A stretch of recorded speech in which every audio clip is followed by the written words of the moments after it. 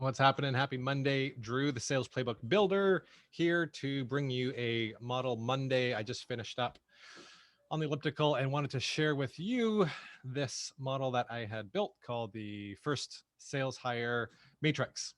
Really, it's for founders, CEOs, entrepreneurs, those that are looking to build your first sales team from scratch. And yeah, I get it. It's not easy hiring that first person for a couple of reasons. One, it's might be the first time you've ever done it, so you don't have experience with it, and you're not sure who to hire.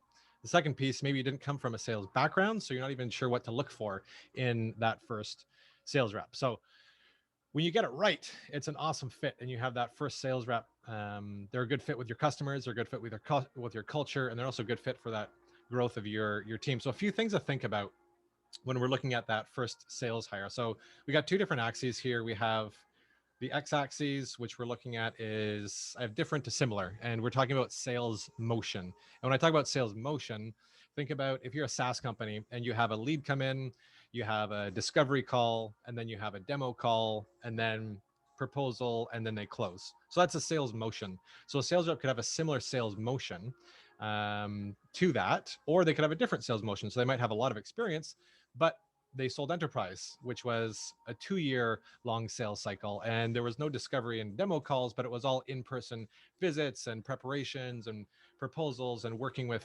different teams. So that's a different sales motion. The other piece you're looking at is just general sales experience. So you have your new sales reps that have been around for under 5 years, and then you have your experienced sales reps, 5, 10, 15, 20, 25-year veterans in the sales professional. So when we're looking at the different axes, just think about the different qualities that you're hiring for in these different quadrants. So if you have a sales rep who has, let's say, a different sales motion, so maybe they came from an enterprise background and they're new to sales. So a few things to think about when they have a different sales motion and new to sales. This might not be a great fit for you if it is the first sales hire, because it's going to be a little bit more of, let's say, a challenge. Because not only you're going to be teaching them and coaching them on their sales skills, but you're also going to be teaching them the new industry, teaching them how to chat with customers, teach them a little bit more about your industry. There's going to be a little bit more of a ramp. It might not be, the reps might not be hitting the ground as fast as you want them to be. If we look at a rep that maybe has a different sales motion, but is very experienced, so maybe they do come up from an enterprise Fortune 500 company and they're killing it over there at that company, lots of experience, different sales motion.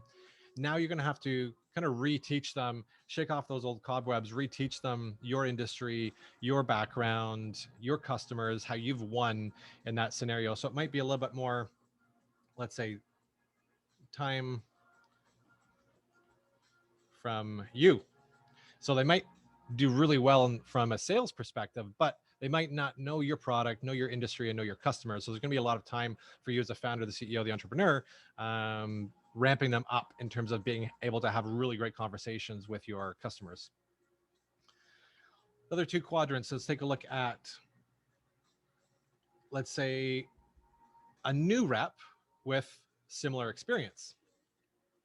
Now this starts to get really interesting. So you have a new rep, maybe they're under 5 years. They've worked at a similar company. Maybe, again, if it is SaaS, they've worked in a SaaS company. They know average contract value and sales cycle is about 3 to 6 months. So they're very comfortable getting on the phone with someone, qualifying them, understanding common objections, seeing if they qualify for a demo, bringing them onto a demo, and then sending out a proposal and closing them from there.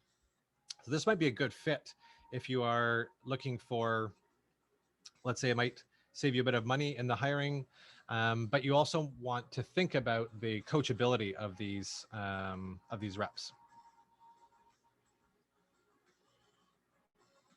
So the coachability is going to be a big piece. So you have to make sure that you have that foundation, a sales playbook, a process, so that they can come in and follow it because they're familiar with it, but they need to get familiar with your process in your company. The final quadrant we're looking at is, we go to the top right, is an experienced rep, very experienced, let's say 15, 20 years, and they have a similar motion. So maybe they've been working at, maybe you launched a CRM and they've been working at HubSpot or Salesforce for the past 10 years and doing really well. And you lure them over to your company, or they applied to your sales rep job because they wanted to work at a startup. So you might think that this is just amazing, that this is like an angel that fell from heaven into your lap and they're just going to do really well. But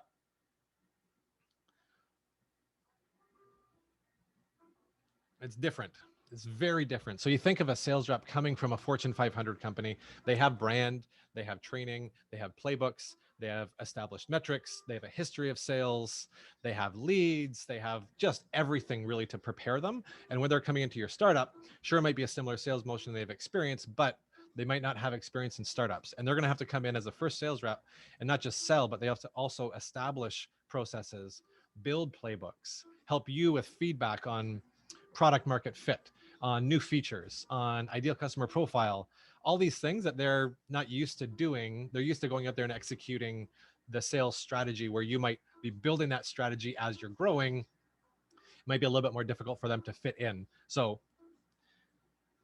there's no right answer when it comes to this. That's the challenging part. It's complicated. There's no right answer, but wanted to give you a few things to think about when you are thinking of hiring your first sales rep. And if you're interested, I'm going to drop a link to a webinar that I'm hosting on Thursday, and we're talking about predictable sales in 27 minutes. So it's not going to be a real long webinar. Just going to stick to 27 minutes, talk about the 3 aspects of predictable sales. The link is down there if you want to join, and we'll see you then. Happy building.